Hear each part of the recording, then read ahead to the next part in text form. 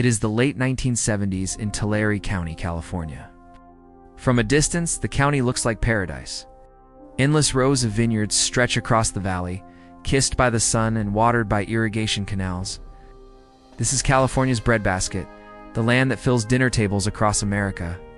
Families of farm workers rise with the dawn, the scent of earth and grapes in the air as they head to the fields.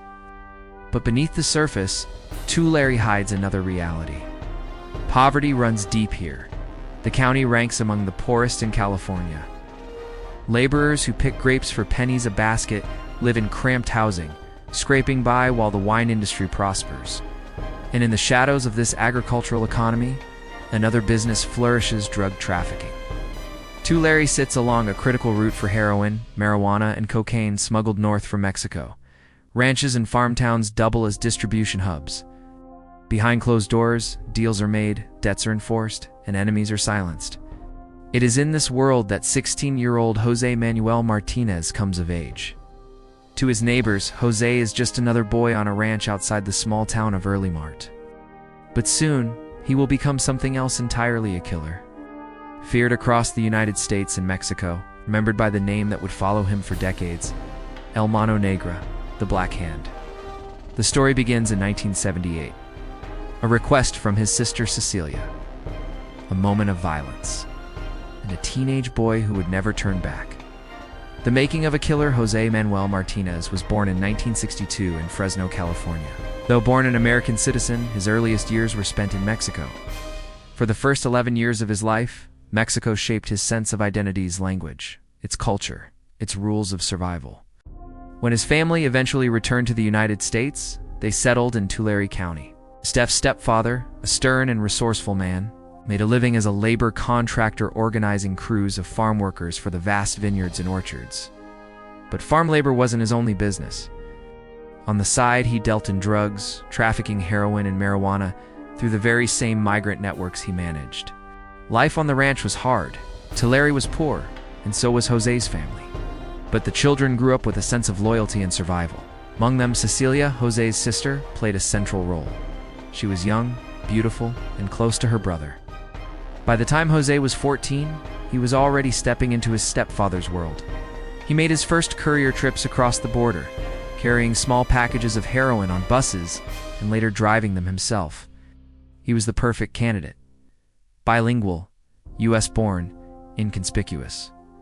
To outsiders, he was just another teenager. To his family, he was becoming an asset. But in 1977, trouble came. Police raided the Martinez ranch and seized a staggering $2.5 million worth of heroin, along with weapons. Jose's stepfather was arrested and jailed. The family was left vulnerable. The following year, tragedy struck. Cecilia was murdered. The details remain murky, but Jose never forgot. Years later, he would say, "I was a nice man until they killed my sister." Since then, F***, the rapists, and the child molesters. That rage burned inside him. In 1978, just 16 years old, Jose committed his first murders. Counts vary on exactly how it began. But what is certain is that Jose became the last person to see Cecilia alive, and afterward, he killed 2 more people in the same house. A triple homicide, cold-blooded by a boy barely old enough to drive. To outsiders, it may have looked like an act of revenge. To Jose, it was the start of something larger. The following year, in 1979, Martinez killed again. His target was David Bedolla. A friend told him that Bedolla had raped Cecilia. Whether or not the story was true didn't matter. Jose was offered $500 for the job. He took it. This was different from revenge. This was business. For the first time, Jose killed for money. And in that moment, the line between justice and profit disappeared. By 1982, Martinez had been introduced to a man he only referred to as Mr. X. Mysterious, dangerous, and almost certainly connected to the Sinaloa cartel. Mr. X became Jose's bridge to the world of organized crime. Through Mr. X, Martinez received assignments. Some were killings, others were debt collections. Often dealers bought drugs on spec fronted to them with the expectation of repayment after sales. If they failed to pay, someone had to collect. And if they resisted, someone had to die. Jose was that someone. Unlike many hitmen, Martinez wasn't sloppy. He kept his distance, avoided direct ties to victims, and learned early how to leave little behind. He also understood psychology. By all accounts, he was polite, charming, even kind. Detectives who later met him described him as the most charismatic man you'll ever meet.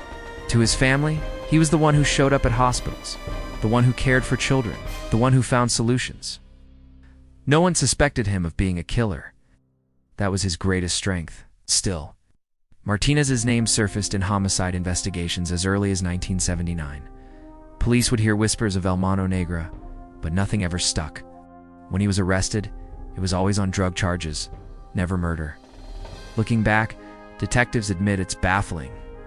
A man linked to one murder might be unlucky, linked to two, perhaps a coincidence. But 7, 8? At some point, the pattern should have been undeniable, and yet Martinez kept slipping away. Deception is indicated by the 2000s. Martinez had been killing for decades. He had perfected his craft, patient, methodical, invisible. In November 2006, his work took him to Florida. The target was Javier Huerta, a 20-year-old accused of stealing 10 kilos of cocaine worth roughly $170,000. Martinez shadowed him for several days, studying his movements. He wasn't impulsive. He never was. Then he struck. Martinez shot Huerta and another man 4 times each, their hands with zip ties, and left their bodies in Huerta's truck. On the drive out of town, he smoked a cigarette and stubbed it into a can of Mountain Dew. That small act would become the detail that haunted him years later. He abandoned the truck at the edge of a national park and boarded a flight. His destination, Alabama, his granddaughter's birthday party. While police in Florida discovered 2 bodies in a truck, Martinez was at Toys R Us, buying dolls and princess costumes, smiling as he handed out gifts. Not to his family, he was a doting grandfather. To investigators, he was a ghost. The crime scene yielded little. The cigarette butt was collected and sent for DNA testing, but the lab backlog was long. The victims were poor, working-class men. The urgency was low. For years, the evidence sat untouched. Martinez walked free.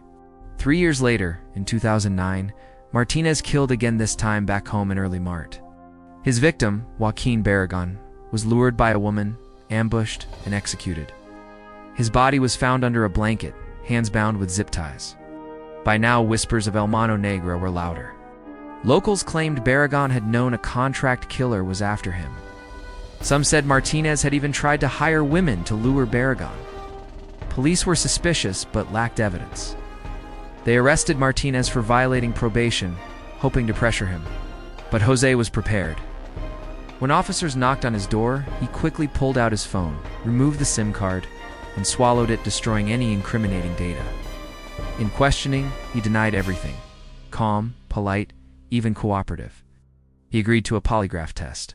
Investigators asked, "Do you know who killed Barragan?" Martinez answered, "No." The machine spiked. Clear deception. But polygraphs aren't admissible in court. Without physical evidence, police had nothing. Once again, Jose walked free. Behind the scenes, detectives were frustrated.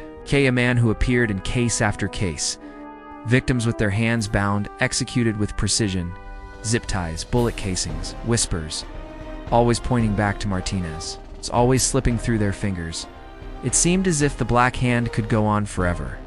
But his downfall wouldn't come from police work in California, or from evidence in Florida. It would come from something far more personal. A careless insult, a father's pride, and a murder in Alabama. Did Romero talk? By 2013, Jose Manuel Martinez had been killing for over 3 decades. His trail stretched across at least 10 states, from California to Florida, from Illinois to Idaho. And yet, he was still living quietly, still attending family gatherings, still slipping through cracks in the system. But one spring morning, his double life began to unravel.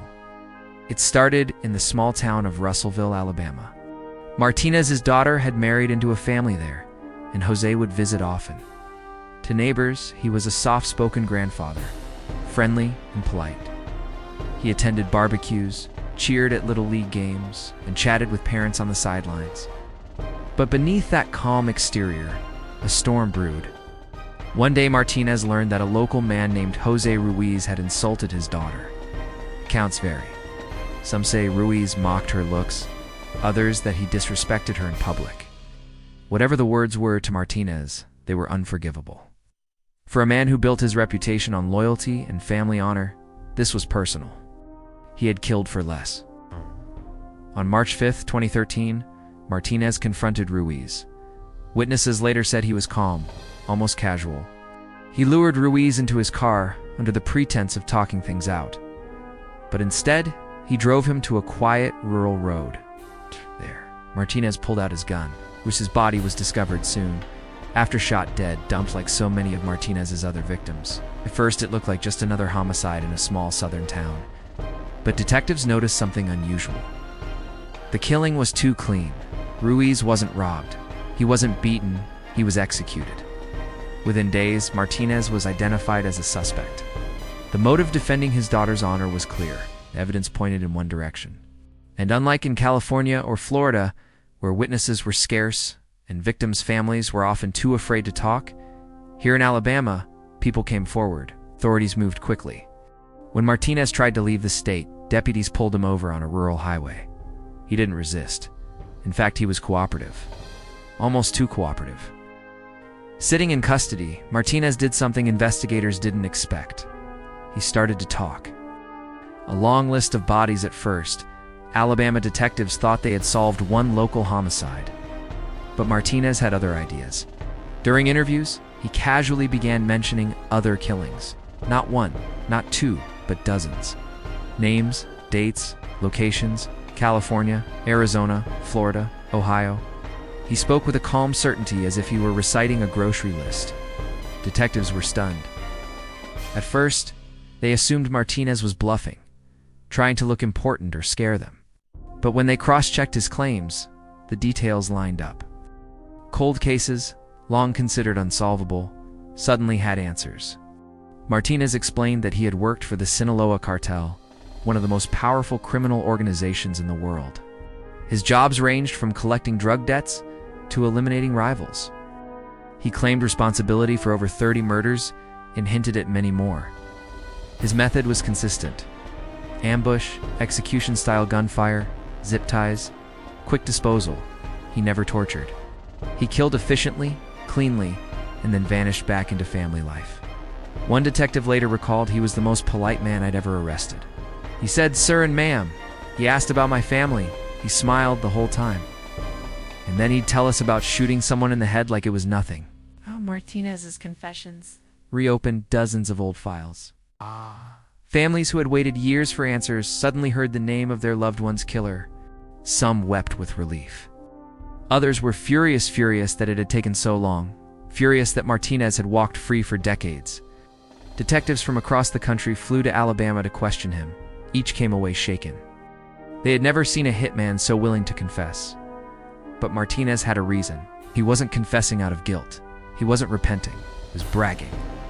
Martinez saw himself as a professional, claimed he only killed bad people, drug dealers, criminals, rapists. In his mind, he was a soldier, not a monster. A man of honor enforcing rules in a violent underworld. But detectives saw it differently. His victims weren't just cartel associates. Some were petty criminals. Some were simply in the wrong place at the wrong time. All were human beings, executed without mercy. The nickname, El Mano Negra, suddenly carried weight.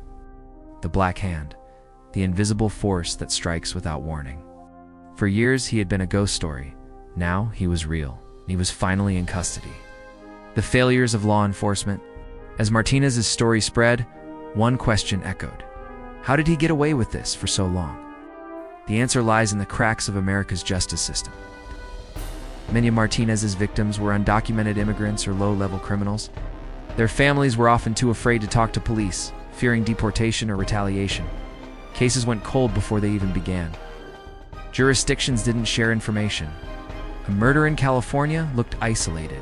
A murder in Florida seemed unrelated. A shooting in Arizona appeared random. No one realized they were connected to the same man. And when Martinez was arrested in the past, it was always on minor charges: drug possession, probation violations. Prosecutors lacked the evidence to tie him to homicides. Even when suspicion was high, he slipped through. Like in 2009, when a polygraph in California showed clear deception in the murder of Joaquin Barragan. Everyone knew Martinez was lying, but polygraphs aren't admissible in court. He walked free. It took a simple insult in Alabama and decades of evidence for Martinez to finally face justice. One former prosecutor later said, "We didn't catch him, he caught himself." The trial of El Mano Negra. In 2013, Martinez was indicted in Alabama for the murder of Jose Ruiz. But that was just the beginning. Soon, California prosecutors filed charges for 9 additional murders spanning 2 decades. Florida reopened its double homicide case. Other states began investigating. The man who had slipped through for 30 years was now at the center of one of the largest serial murder prosecutions in American history. At trial, Martinez showed no fear. He smiled at reporters. He chatted with lawyers. He insisted he was a family man who loved his children and grandchildren. When asked about his crimes, he shrugged. Sometimes he denied them. Other times, he described them in chilling detail. In one courtroom, a victim's family member shouted, "You're going to hell." Martinez turned and replied calmly, "We're all going to die someday." His lack of remorse was stunning, yet in some twisted way, he seemed to believe he was misunderstood, not a serial killer, but a professional, man who killed only those who deserved it. But the court saw otherwise. In 2015, Martinez pleaded guilty to 9 murders in California. He was sentenced to life in prison without parole. Florida followed with its own conviction. Alabama's case was added to the list. By 2017, Martinez was locked away for good. For a man who had spent his life in motion, crossing borders and states at will, his world was reduced to a concrete cell. Conclusion. The Black Hand's shadow, Jose Manuel Martinez, is now an old man in prison, serving life sentences for crimes that spanned a continent. He will die behind bars. But his story raises haunting questions. How many other Black Hands are out there? Professional killers who blend into family life, who slip between jurisdictions, who prey on the vulnerable? How many unsolved murders across America bear their mark? Martinez once boasted of more than 30 killings. Officially, he has been convicted of 11. That leaves nearly 20 still unproven, and perhaps many more never discovered. He lived a double life: beloved grandfather, feared assassin. His neighbors saw kindness. His employers saw efficiency. His victims saw only the flash of a gun. The lesson is chilling. Evil doesn't always look like a monster. Sometimes, it looks like the man next door. As one detective put it, if you met him at a barbecue, you'd never know. You'd think he was just another nice old man. And then he'd tell you he's killed 30 people without blinking an eye. Jose Manuel Martinez, El Mano Negra, the Black Hand, remains one of the deadliest hitmen in American history. His crimes spanned decades, his victims forgotten by many, his name etched in fear. And though his killing days are over, his story is a reminder. Justice may come late, but the Black Hand's shadow never truly disappears.